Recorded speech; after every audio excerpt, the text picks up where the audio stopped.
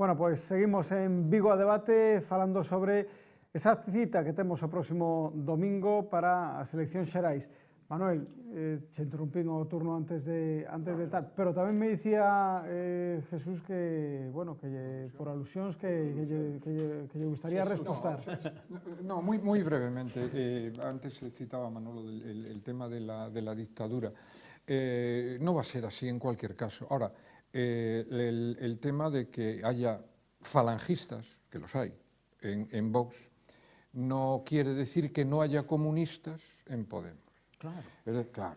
Entonces, el tema es...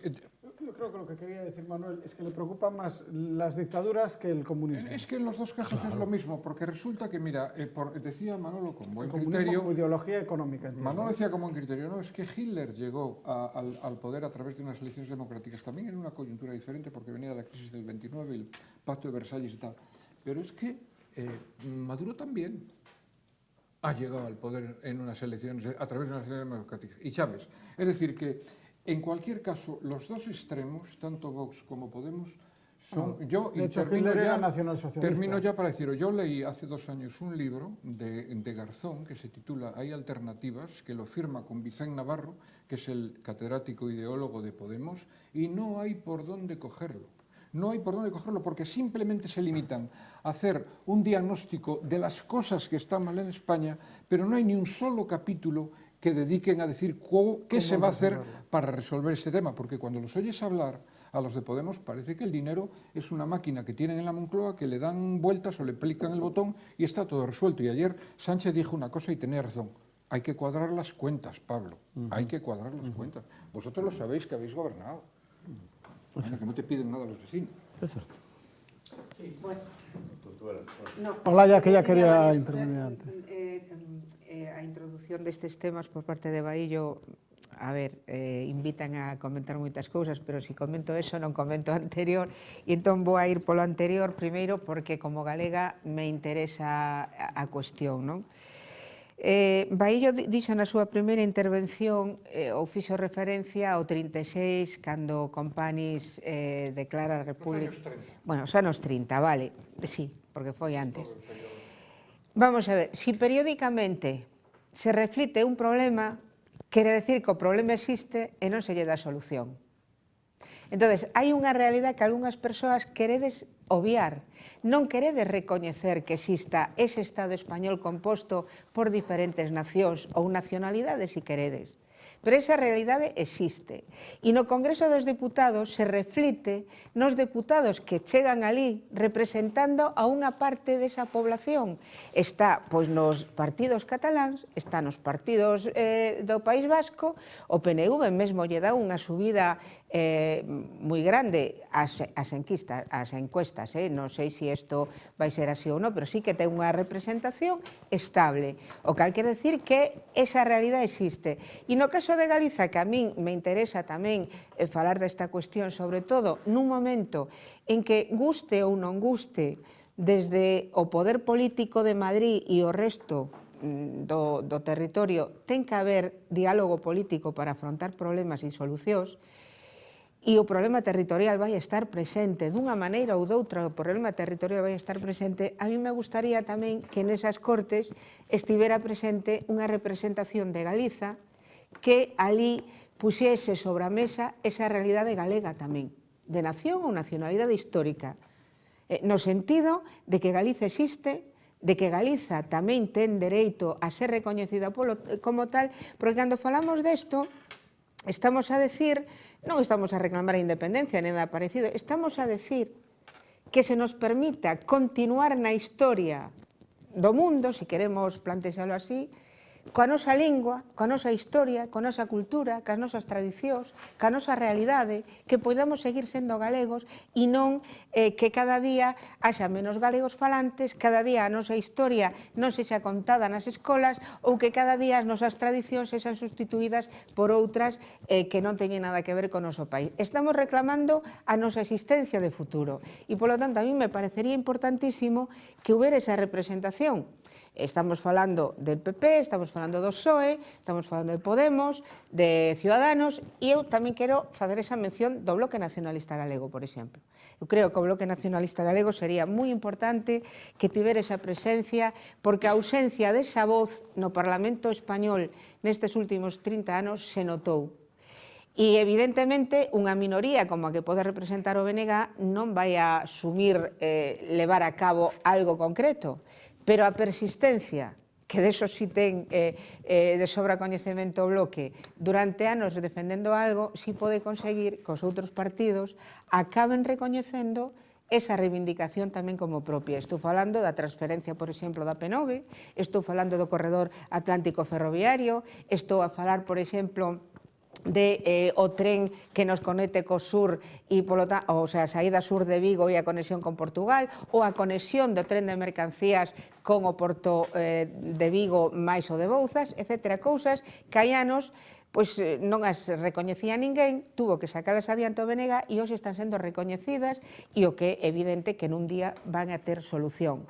Por lo tanto, eu quero facer esta pica en Flandes, como se dice por aí, porque a mí me parece importante que este 28 de abril se tivese en conta por a suficiente xente, por o suficiente electorado, de tal xeito que tamén houbera un voto nacionalista galego que permitir esa presencia nas Cortes Xerais.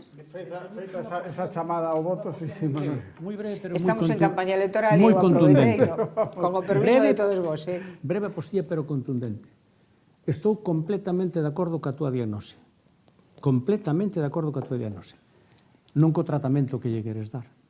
Porque a mí me parece, e é culpa das clases medias, pero fundamentalmente do empresariado galego, que non haxa un partido galeguista.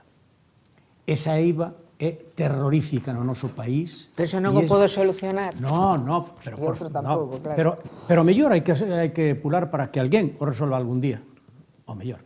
Perdón por Bueno, túa ti postilla. xa o intentaches. Si, eu intenteino e por eso falo de decir que o empresariado mira para outro lado. Porque, a ver, a política podese facer con moita voluntad, con certas valías de xentes, pero sen cartos é imposible. Tamén para dicilo claramente. É dicir, é necesario un certo sustrato económico para poder facer políticas. Pero porque tamén imposible. existe esa impresión, é máis... Sí, pero bueno, pero sí que existe... Desgraciadamente morreu ese Foi home. unha gran iniciativa aquela. Foi moi boa Desgraciadamente iniciativa. morreu ese home. Desgraciadamente para Galicia. Porque as súas empresas seguiron moi ben, porque o tiña moi ben organizado, pero de Pero o Galicia... que digo é que eu penso que falabas das clases medias, a clase empresarial, sobre todo, incluso as pymes tamén, ten a impresión de que falar de nacionalismo é falar de forzas independentistas, por exemplo, ou de falar de forzas da esquerda. En País Vasco e en Cataluña non son precisamente forzas de esquerdas. Hai de todo. Hai de todo, sí, hai de todo. Todo Pero tampouco en Déxame que lle poño outro exemplo, é dicir, se un partido de dereita, non vou poñer outro, vou poñer o exemplo de Navarra. En Navarra hai un partido de dereita clarísimo que é pois un socio permanente do Partido Popular. E, sin embargo, aí no Partido Popular permite que haxe esa opción nacionalista en Navarra. Pero o Partido Popular non se ten comportado así en Galicia, por exemplo. Por lo tanto, aquí ni o Partido Socialista, ni non é só facer imputacións ao Partido Popular, ni tal. Non, hai esa eiva en Galicia e é lamentable.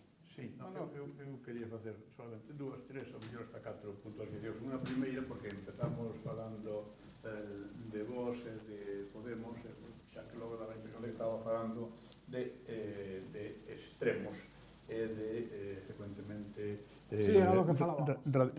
radicalismos. A min gustanme pouco os extremos, ainda que estou sentado aquí polo extremo, e ademais polo extremo esquerdo, porque teño que xogar a perna cambiada, pero os partidos extremistas, a verdad, non pasa, non podemos negocialo, e se non pido e se non vemos a cláusula de rescisión e xa falaremos. Ben, pero é que me dá a impresión de que estas forzas están facendo un claro xogo demagóxico. E decía Michel Ignatieff, aquel liberal canadiense que non quixo presentar unha moción de censura con Harper porque el tiña que asociarse cos independientes de Quebec e dixo que el non iba a ser rehén destos, a diferencia, por certo, do que pasou en España con don Pedro Sánchez. Pois decía que a demagoxia era propoñer solucións utópicas a problemas reales. Téñese falado falado de moitas cousas, pero dentro desas propostas falábase de derogar a reforma laboral.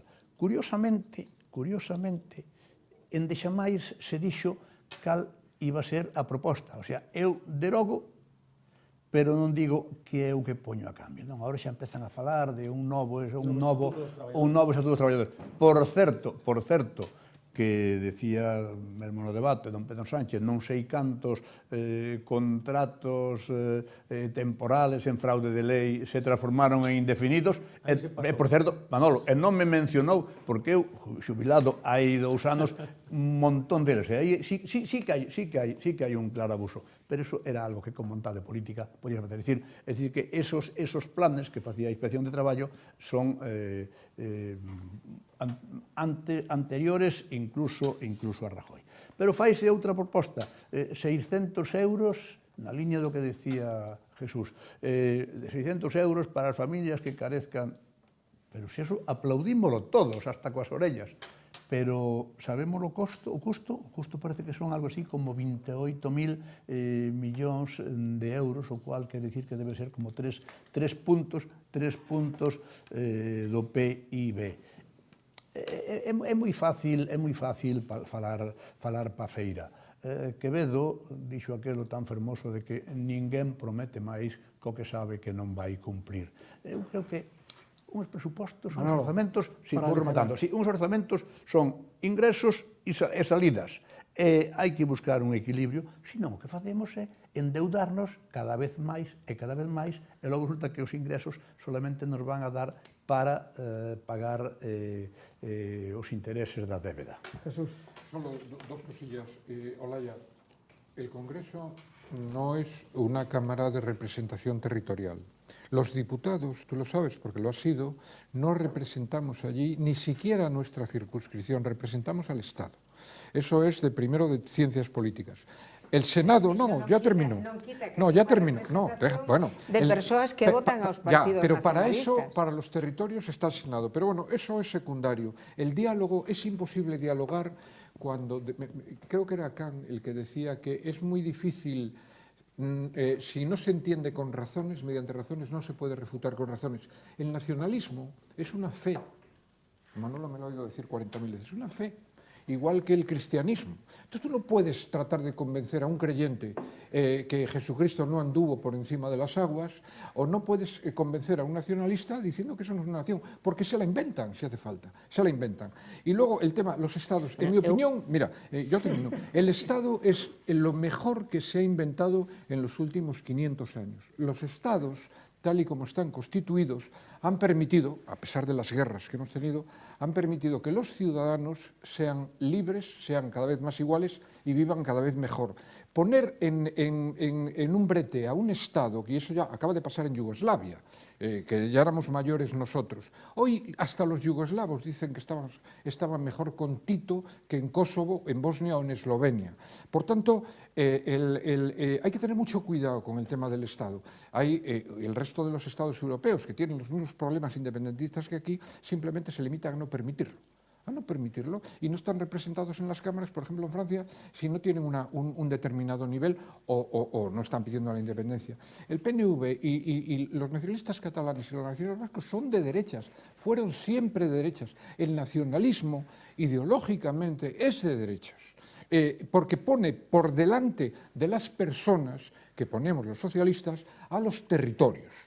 Y luego, y además se constituyeron, el PNV, el nacionalismo vasco se crea como reacción contra el Estado liberal, porque tenían miedo al Estado liberal al final del 19, y el nacionalismo catalán justo al contrario, se crea como reacción por el tema tal. Y termino ya, la reforma laboral. Sánchez, yo hace muchos años ya, hace 4 o 5 años, dije que no iba a derogar la reforma laboral, y no la van a derogar, porque ha creado la reforma laboral, a pesar de lo que creéis en algunos segmentos, ha creado muchos puestos de trabajo y ha salvado a muchas empresas. Hay empresas que tenían 500 empleados y gracias a la reforma laboral pudieron ajustar su plantilla a lo mejor a 400 y salvar la empresa. Porque si no hubiera sido así, y luego además España, la economía española está basada en los servicios, y claro, es lo que yo os he dicho aquí tantas veces, tú no puedes, si un día tienes un banquete con 500 comensales, tienes que contratar a lo mejor 20 camareros, pero al día siguiente ya no tienes la boda, tienes que ajustar la plantilla, y has hecho un contrato de un día, ¿no? Por tanto, el tema de los servicios es un tema también delicado. En fin, yo creo que esto del empleo lo está sacando ahora para que no respondas a Mira, la eu outra. antes cando falaba desa realidade galega, poñía sobre a mesa unha serie de cuestións que a que configuran a Galiza como unha nación, é dicir, o conxunto de cousas que compartimos, e falaba da historia, da lingua, da cultura, do territorio tamén, pero, e con isto quero decir que a nación non se inventa, a nación é algo que se crea en base a esas circunstancias que nos unen ao colectivo que convivimos nesa realidade. O Estado sí que se inventa. O Estado é un invento.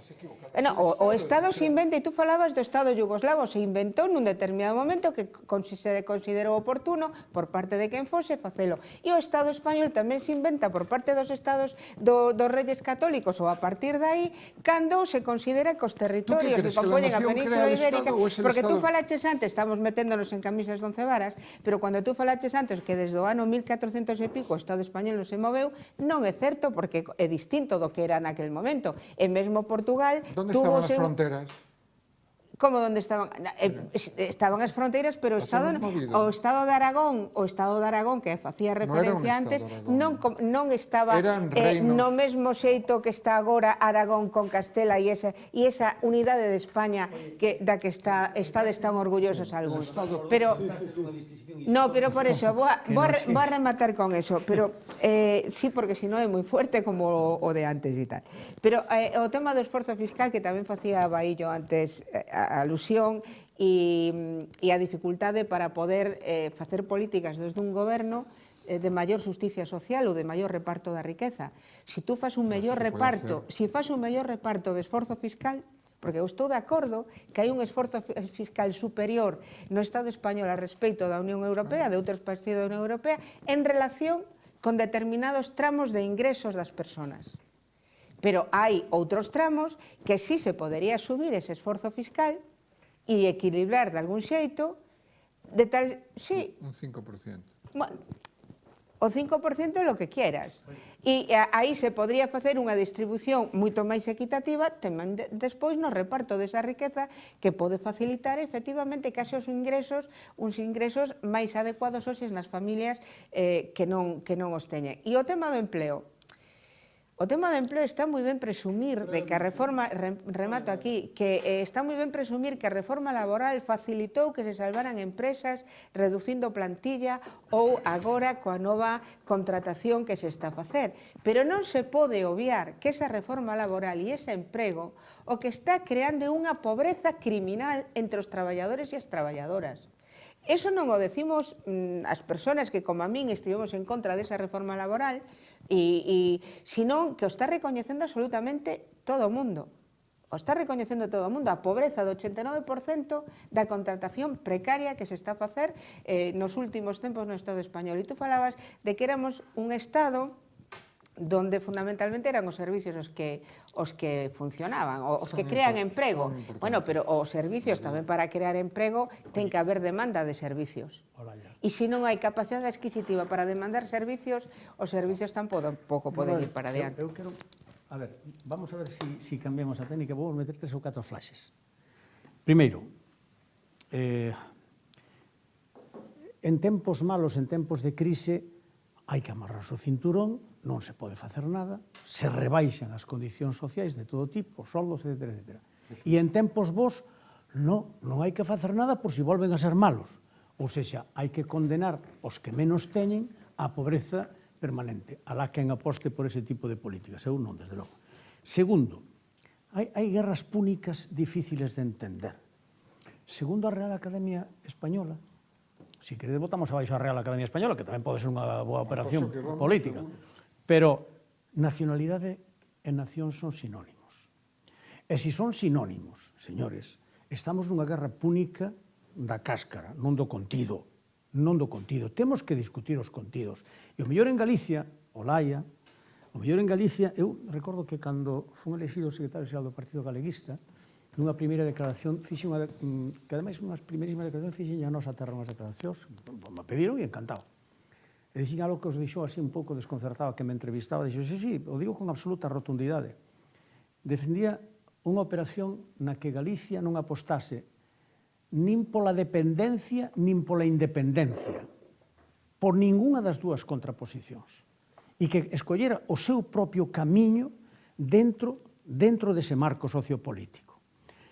Sigo pensando, claro, como pensaba eu, a mellor estuvo equivocadísimo, pero é que despois de non sei cantos anos sigo pensando o mesmo. Sigo pensando que espantar a xente en Galicia dicíndolle o que vamos é pola independencia, pois moi ben, vale, ao mellor se pode pasar moi ben. Non digo que digas ti, non, estou falando en xeral da política en Galicia, digo que ao mellor pois o pasa moi ben quen fai políticas de Pepito Grillo, que se pasa bárbaro nunha conciliámbulo, nunha charla política non sei onde, pero eso socialmente non ten trascendencia para Galicia, eso non vai a arreglar os máis de Galicia.